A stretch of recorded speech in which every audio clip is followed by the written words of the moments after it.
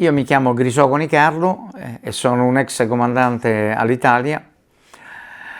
La mia carriera comincia praticamente come pilota civile nel 1969.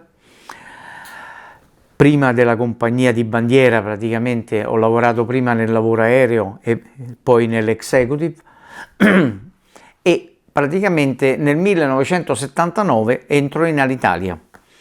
In Alitalia come terzo di DC-10.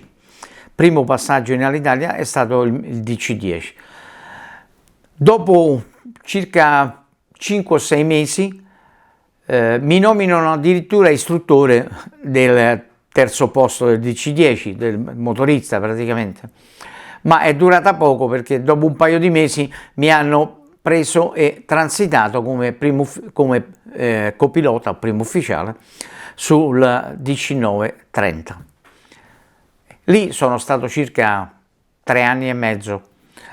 Poi è arrivato l'MD-80, mi hanno transitato nell'MD-80 che ho fatto in America, a Long Beach praticamente. Dopodiché sono tornato, anche lì nell'MD-80 sono stato poco, perché nel frattempo si erano aperti dei posti come primo ufficiale 747, mi hanno transitato al 747, dove io sono rimasto praticamente fino al 1984-85. Nel 1985 arriva il corso comando e il mio gruppo è stato uno dei gruppi più fortunati dell'epoca, perché quelli che ci hanno preceduto avevano fatto 17 anni da copilota, mentre noi ne abbiamo fatti solo 8 e mezzo, 8-9. Ci chiama la compagnia per il corso comando. Corso comando praticamente che è durato 3, 6, 8, 9 mesi, diciamo più o meno, e praticamente divento comandante di DC-9-30. Rimango al DC-9-30 ancora un paio d'anni circa, poi nel DC-9-30 rimango ancora 2 o 3 anni, dopodiché il DC-9-30 va in pensione e mi trasferiscono, mi chiedono se volevo andare sul 321, che era una macchina nuova che doveva essere acquistata dall'Italia. Ho accettato e mi hanno mandato a Tolosa come staff, cioè come istruttore. E lì praticamente ho conseguito a Tolosa il brevetto per portare il 321 e la qualifica di istruttore. Sono rimasto nel 321 fino al 1997, dal 94 al 97, 3 anni circa. Dopodiché sono transitato sull'MD-11 e sull'MD-11 ho avuto quel famoso parto a bordo che praticamente ha dato, tra virgolette, lustro all'Italia, perché le mie diciamo considerazioni ogni volta che venivo intervistato dalla stampa erano solo e solo a favore dell'Alitalia, la quale devo dire mi ha dato tanto, non solo a me ma a tutti coloro che ci hanno lavorato, sia in termini di conoscenza sia in termini di sicurezza. Per cui diciamo io sono molto grato alla mia compagnia, la compagnia che ho frequentato per tanti anni. Dopodiché passo dall'MD-11, rimango fino al 2004. Nel 2003-2004 a cavallo, e praticamente passo sul 777, dove mi sono congedato dall'Alitalia nel 2006. Mi sono congedato dall'Italia perché avevo già tutte le caratteristiche pensionistiche, per cui al massimo, per cui non ritenevo opportuno continuare a rimanere in compagnia. Però uscendo avevo ancora 3 anni di volo fino ai 60 anni e praticamente sono andato a fare il capopilota in Posta Italiana, prima sul BA-146 e poi sul 737. Va bene, questo è stato l'escursus della mia carriera.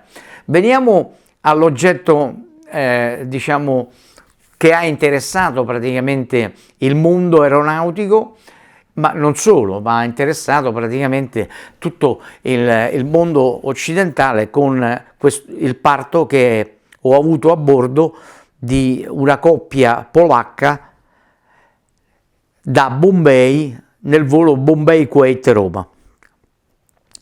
Il volo partiva di notte, praticamente intorno alle 11, 11 e mezza, e praticamente circa 20-30 minuti dopo il decollo, a 350 di livello,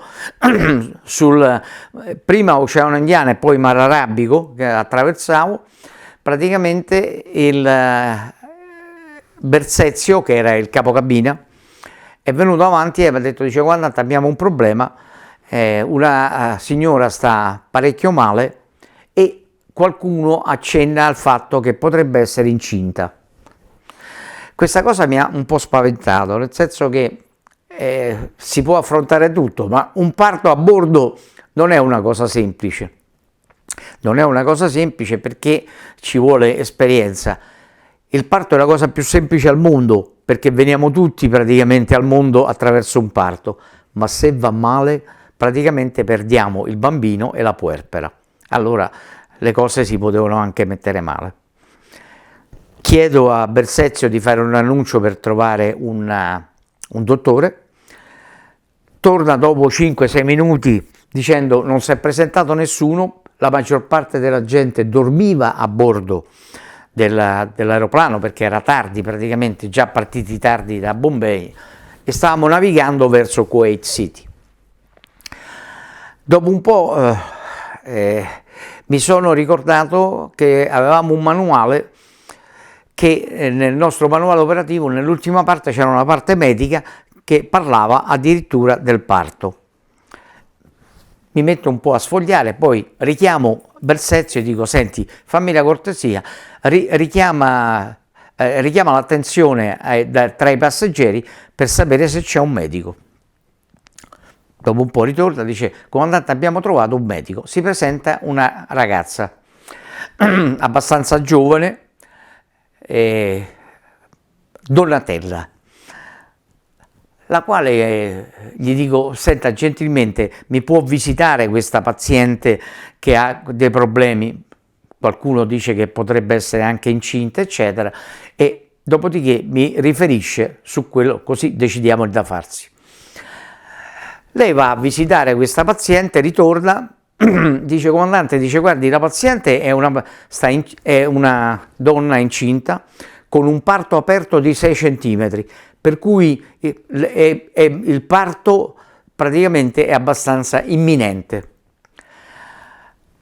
Ok, a questo punto praticamente ho chiesto, signora, lei pensa che può partorire a bordo oppure dobbiamo chiedere emergenza, scaricare il carburante e tornare a Bombay o andare verso il Pakistan? Quando ha sentito la parola emergenza, questa ragazza, che aveva il terrore del volo praticamente, ha detto, no comandante, guardi, questa ragazza o partorisce.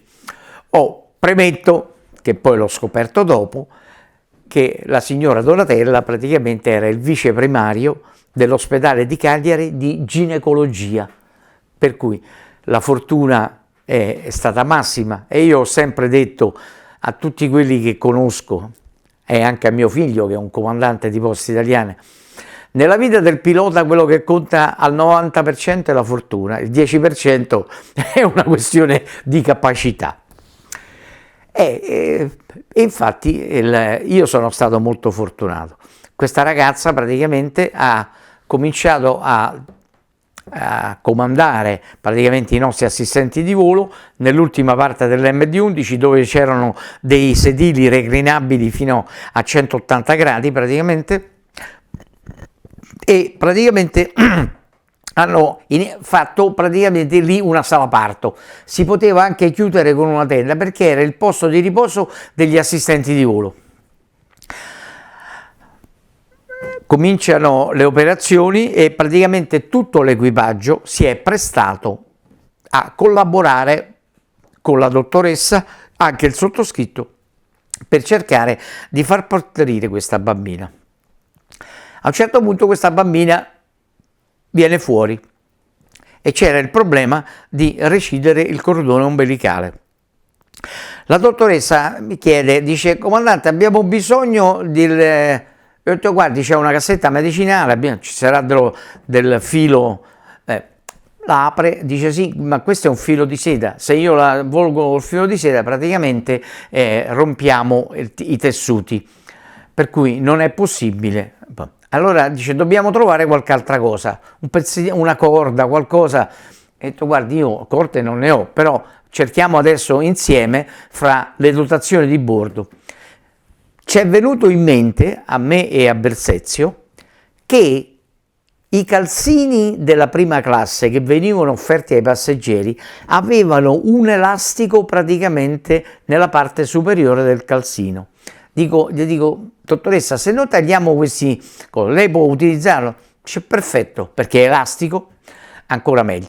Allora abbiamo tagliato dei calzini e praticamente lei ha reciso il. Dopodiché la bambina era rosea, non ha sofferto per niente, la mamma non ha fatto un fiato, nel senso che non si è lamentata, tant'è che i passeggeri che stavano vicino praticamente non si sono accorti, non dico di nulla, ma quasi nulla. Ok, a questo punto, nata la bambina, io torno in cabina, perché chiaramente avevo lasciato 2 primi ufficiali che guarda caso erano 2 ex colleghi dell'ATI, i quali però spiccicavano poco l'inglese. Ritorno in cabina e c'erano gli Emirati praticamente che stavano strillando perché l'Alitalia non aveva dato i riporti di posizione. Allora vado lì, prendo il microfono, faccio le mie scuse, abbiamo avuto un piccolo blackout, vabbè, va bene, e proseguiamo il volo verso Kuwait. A questo punto la dottoressa praticamente che ci aveva aiutato si congeda, rimettiamo seduti il marito e la signora, la puerpera, e siamo atterrati prima di atterrare, sempre durante la navigazione oceanica, mi collego via Berna praticamente con in HF per chiedere con l'ufficio operazioni Alitalia. E gli dico scherzando, guardate, noi siamo partiti con 230 passeggeri, ma adesso siamo 231 e dall'altra parte i colleghi dell'ufficio operativo che mi conoscevano, a comandare, sta sempre a scherzare lei, ci dica che vuole a quest'ora di notte, erano le 2, 3 di notte. E gli dico, guardate, ho avuto un parto a bordo. Vabbè, sì, adesso praticamente ci dirà pure che Cristo è morto di freddo. No, guardate che la cosa è vera, che ve devo dire? Allora, praticamente sono riuscito a convincerli che la cosa era successa dico, allora avvertite subito l'establishment all'Italia, perché chiaramente devono essere consapevoli di quello che è successo. Io atterrerò a Kuwait, chiamate l'ambasciatore italiano a Kuwait di venire a bordo e chiamate l'ambasciatore polacco, perché praticamente la ragazza, la puerpera era polacca e anche il marito polacco. Allora, atterro a Kuwait, e praticamente sale l'ambasciatore che in fotografia praticamente prende tutti i dati di quello che è successo e dato che l'aeroplano è territorio italiano, praticamente io avevo scritto sul libro, sul giornale di rotta, tutto quello che è successo, a che ora è nata la bambina, eccetera, dopodiché avrei dovuto registrarla per il codice della navigazione sul primo aeroporto italiano che avrei toccato, che era Roma, perché era la mia destinazione. Ok?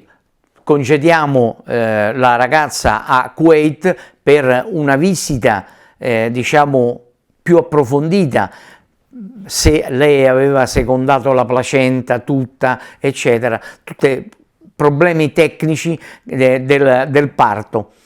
E la cosa più sicura era farla sbarcare e mandarla all'ospedale americano. Infatti è sbarcata, è andata all'ospedale americano e lì l'hanno diciamo visitata, hanno detto e poi l'indomani mattina, il giorno dopo, praticamente l'altro aereo che passava da Bombay, faceva Bombay, Kuwait, Roma, l'avrebbe riportata poi a Roma.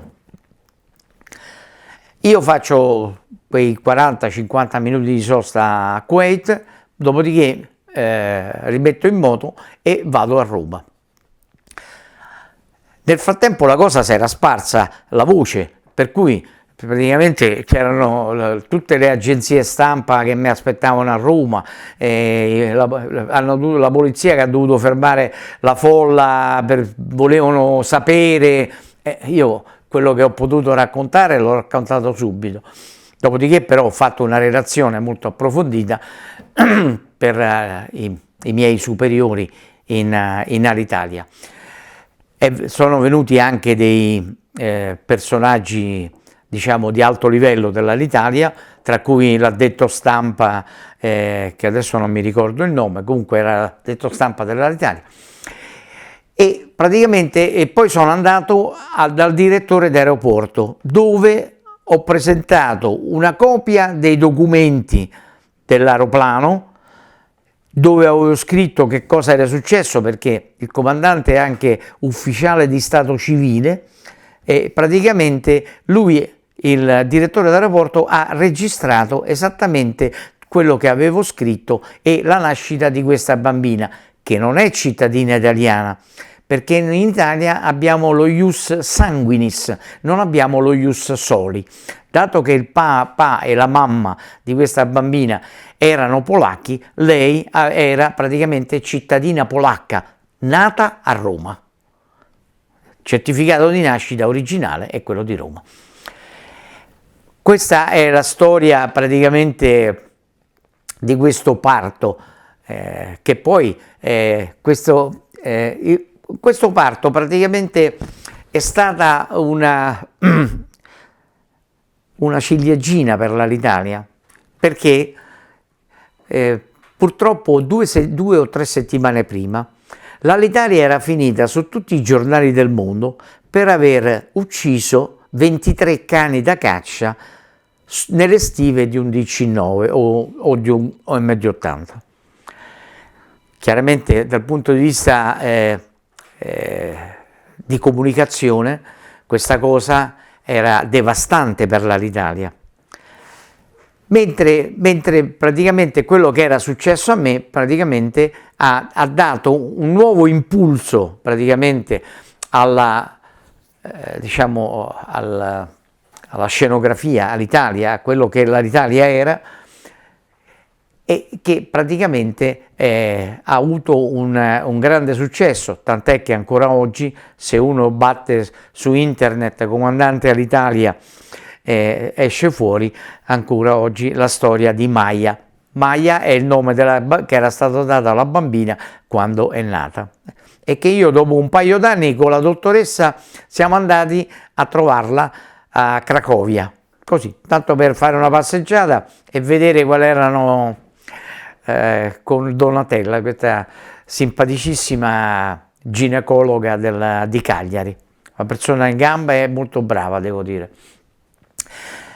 Per quanto riguarda, poi ho avuto chiaramente i ringraziamenti da parte dello staff Alitalia fino al presidente, praticamente per aver, tra virgolette, gestito bene, cioè ma per me era normale gestirlo bene, perché era la mia compagnia, io l'ho sentita sempre come mia e ho sempre rispettato, diciamo, le norme che la compagnia ci ha dato, ci ha dettato e ci ha istruito in modo che da comportarci sempre non solo da gentiluomini, ma da uomini capaci, da uomini che sapevano portare a termine qualsiasi missione. E questa era una di quelle. Cosa? Me ne è capitata pure un'altra poi. Comunque, perché nella vita del pilota purtroppo certe cose capitano, non c'è da... Questo è quello che è stata diciamo, la mia avventura su questo volo. Avventura che non auguro a nessuno, perché i primi momenti in cui uno pensa alle conseguenze e la cosa è drammatica. In Italia ci vuole poco ad essere incriminati dai giudici se succede qualcosa e va male, mentre fortunatamente devo dire, e come continuo a ripetere, nella vita del pilota è una questione di fortuna e praticamente dobbiamo accontentarci sempre di quello che il Signore ci manda.